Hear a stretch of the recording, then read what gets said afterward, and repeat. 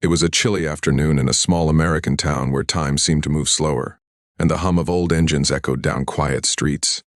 Inside a retro-style diner, the smell of coffee, bacon, and grease filled the air as the jukebox hummed softly in the background. The turquoise walls gleamed under the soft sunlight streaming through the windows, casting a nostalgic glow over red and teal booze. People chatted lazily, clinking cups and plates, until a moment arrived that would stop every sound, every whisper, and turn that ordinary day into something unforgettable. A middle-aged biker named Reed Dawson, known in his circle as Red Dog, sat in his usual corner booth. He was a man who looked like life had carved him from stone, tattoos running down his arms, a gold cross resting over his chest, his denim vest worn and frayed with time. His hands were calloused, the kind that had gripped motorcycle handles more often than handshakes. To most people he looked intimidating, a man who'd lived rough, probably broken a few rules, maybe even a few hearts. Yet behind his hard eyes was something deeper, something tired. He stirred his coffee absently, staring out the window, unaware that fate was about to sit down at his table in a form he least expected. If you believe that kindness can still exist in unexpected places, if you believe second chances can come from the most unlikely people, then pause this video for a second. Like, comment, share, and subscribe to Kindness Corner. Your support keeps these stories of real humanity alive. That's when she walked in, or rather stumbled in. A thin woman, maybe in her late 20s, wearing an old gray sweater that hung loose over her frail body. Her jeans were torn, her shoes mismatched. In her arms, she held a little girl, no older than 3. The child's hair was tangled, her cheeks pale from the cold. The mother's eyes scanned the diner quickly, not for a seat, not for a menu, but for something else, for a sign of mercy. The waitress, behind the counter, gave her a cautious glance, but didn't move. Customers turned their heads briefly before going back to their meals. Only Reed noticed how tightly the woman held her daughter, whispering softly to keep her calm. She walked slowly toward his table, every step weighed down by fear and hesitation.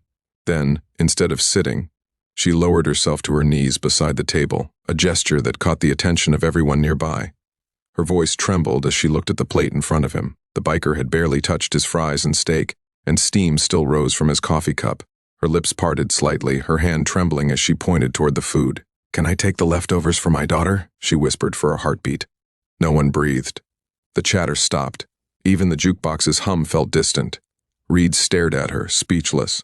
The child in her lap pressed her face against her mother's chest, clutching the thin fabric of her sweater. The woman's eyes were red, not just from hunger, but from the humiliation of asking. Reed looked down at his plate, then back at her. He could feel something shifting inside him, something he hadn't felt in years. Guilt, compassion, maybe both. Reed had been many things in life: a fighter, a wanderer, a man running from mistakes that had once defined him.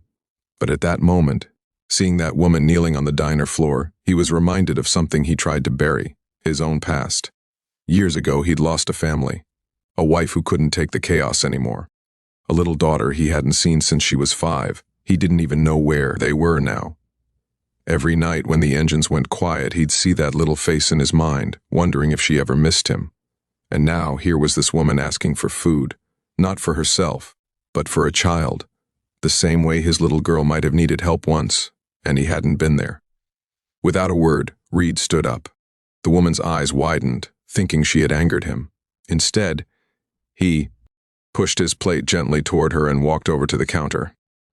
Everyone's gaze followed him as he spoke quietly to the cook, who nodded. Moments later, Reed returned, carrying 2 takeout boxes filled with warm food and a bottle of milk. He knelt down beside the woman, lowering himself to her level, a rough, tattooed biker on his knees in a diner floor, face to face with a mother and child. "This isn't leftovers," he said softly, his voice steady but full of emotion. "This is fresh, and there's more for tomorrow." He placed the boxes in her hands, then reached into his vest pocket and pulled out a small folded bill, enough for a week's worth of meals. The woman's lips quivered. She looked down at the food, then up at him, tears spilling over her cheeks. "Why? Why would you help me?" she whispered. Reed looked at the child nestled against her chest and said quietly, "Because once I couldn't help mine."